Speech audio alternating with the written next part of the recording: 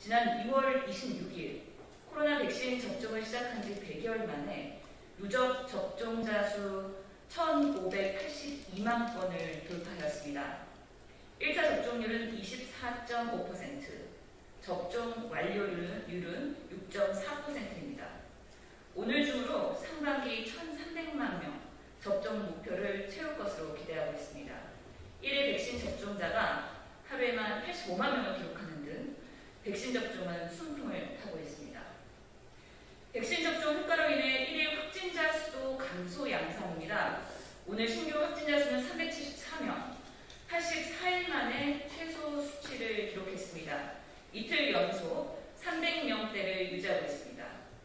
지난 1월 고령 인구의 10만 명당 코로나 환자 발생률은 2명이었는데요. 이에 반해 6월 현재 약 0.9명 가까이 떨어진 상황입니다. 최근 발표에 따르면 요양원, 요양병원 조사 결과 백신으로 인한 고위험군 보호 효과가 알파 변이 바이러스에서도 90% 이상 상당한 효과가 있는 것으로 확인되었습니다. 다만 연구에서는 백신 접종 후 알파 변이에 이어 더 강력한 델타 변이 확산으로 1일 확진자가 8,000여 명까지 증가한 상황을 참고해서 백신 접종 여부와 상관없이 당분간 사회적 거리두기의 필요성은 국민 여러분께서 지속적으로 인식하셔야 될 것 같습니다. 두 번째는 36만 명 초과 예약자에 대한 백신 지원 사유 말씀드리겠습니다. 6월달 일시적으로 백신 공급 부족 현상이 일어나고 있습니다. 이는 ADS 주사기 활용과 잔여 백신 예약 앱을 활용해서 폐기량을 최소화하려는 정부의 노력에도 불구하고 최근 백신 예약률 80% 이상으로 오버부킹되면서 수요가 공급을 초과하였기 때문입니다. 또한 코백스와 같은 백신 공급 기간의 공급의 유동성 그리고 불확실성, 백신이 수입되어도 품질 검사를 위해 일정 시간 소요되기 때문에 현장에서 예상보다 백신 공급이 지연되고 있습니다. 이로 인해 의료기관들이 접종 관련 수많은 전화 문의와 개별적인 항의성 전화 응대하느라 어려움을 겪고 있습니다. 정부는 백신 수요 공급의 예측에 좀 더 정확성을 기해야 할 것입니다. 6월 예약자들에게 빠른 접종에 대한 대책을 마련해서 현장에서의 혼란을 최소화할 필요가 있습니다. 세 번째는 백신 접종 오류 발생입니다. 최근 군부대에서 백신 대신 식염수 주사를 접종해 논란이 되고 있습니다. 군 장병 단체 접종 중에 식염수 주사를 투여한 6명을 찾을 수 없어 어쩔 수 없이 신청자에 한해 10명에게 재접종을 했습니다. 제가 1월달 미군 부대 카투사의 백신 접종 현장을 방문했을 때 그곳에서는 백신 접종에 대한 관리 감독이 매우 철저했습니다. 투여한 백신번과 투여 대상에 대한 꼼꼼한 기록, 남는 주사기병을 철저하게 개수대로 카운트해서 분류 보관하는 모습을 보면서 안도를 한 바가 있었습니다. 하지만 대한민국의 군부대 접종 시스템은 허술하기 짝이 없다 비판 면할 수 없게 되었습니다. 방역당국의 철저한 관리, 지금이라도 군부대 접종 시스템의 고도화, 표준화, 매뉴얼화가 필요합니다. 허술한 시스템에 대한 담당자의 사고 동반되어야 할 것입니다. 이 밖에도 의료기관에서 아스트라제네카 백신을 절반만 투여한 사례, 얀센 백신 정량보다 5배 받아 투여한 사고 또한 잇따랐습니다. 접종 오류에 대한 정립화, 강력한 페널티 등의 후속 조치도 꼭 필요합니다. 앞으로는 안전접종 민간대책 협의회를 통해서 3, 4분기 일반인 대규모 접종이 이루어지는 시기에 어느 병원에 가더라도 국민 건강에 안전하게 접종이 가능하고 이해가 가지 않도록 하는 시스템, 안전관리 시스템 힘써야 할 것입니다. 다음으로는 백신 여행 인증서에 대해서 말씀드리겠습니다.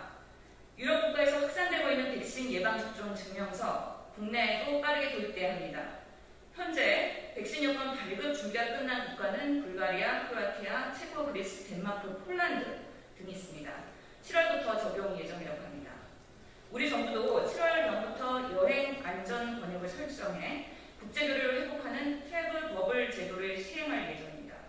예방접종 증명서를 가지고 있는 사람이 한해 홍콩, 싱가포르, 호주, 뉴질랜드, 대만, 팔라우 등 여행 안전 권역의 국가 방문을 허용하는 제도입니다. 최근 미국 국무부는 한국에 대한 여행 경보 수준을 가장 낮은 단계인 1단계로 하향 조정하였습니다. 도쿄 하계올림픽 개막을 앞둔 일본은 가장 높은 4단계와 비교하면 매우 고무적인 평가입니다. 이런 연장선 상에서 여행객 방역 지침 완화 제도가 추진됩니다. 해외 입국자 가운데 백신 접종을 완료한 경우 자가격리를 면제하는 방안인데요. 다만 변이 바이러스 유행구에서 입국하는 경우엔 자가격리가 필요한 상황입니다. 알파, 델타 변이 바이러스가 발생한 국가들의 확산 추세에 예의주시하고 추가 확산 가능성에 대해서 각별히 주의를 기울여서 방역 완화로 인한 피해 확산 최소화해야겠습니다. 마지막으로 백신 용법에 대한 최신 지경 업데이트입니다. 노바백스 백신은 최근 대규모 임상 시험에서 90% 코로나 예방 효과를 보고하였습니다. 우리 정부도 4천만 회분 노바백스를 확보하고 있는데요. 9월 말까지 미국, 유럽 등에서 코로나19 백신 긴급 사용 추진할 예정이라 하니 국내 4분기 노바백스 도입을 예측해 볼 수 있겠습니다. 이스라엘의 연구가 네이처 메디신의 논문에 보고되었는데요.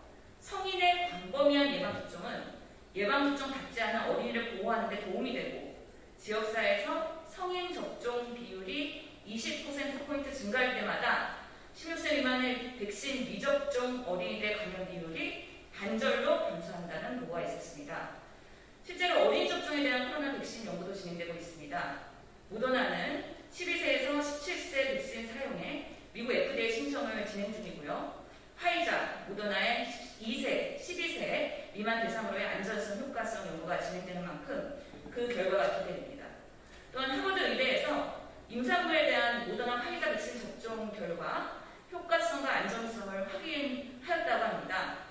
어린이와 더불어 임산부 확대까지도 코로나 백신 접종 고려할 수 있는 근거가 만들어지고 있습니다.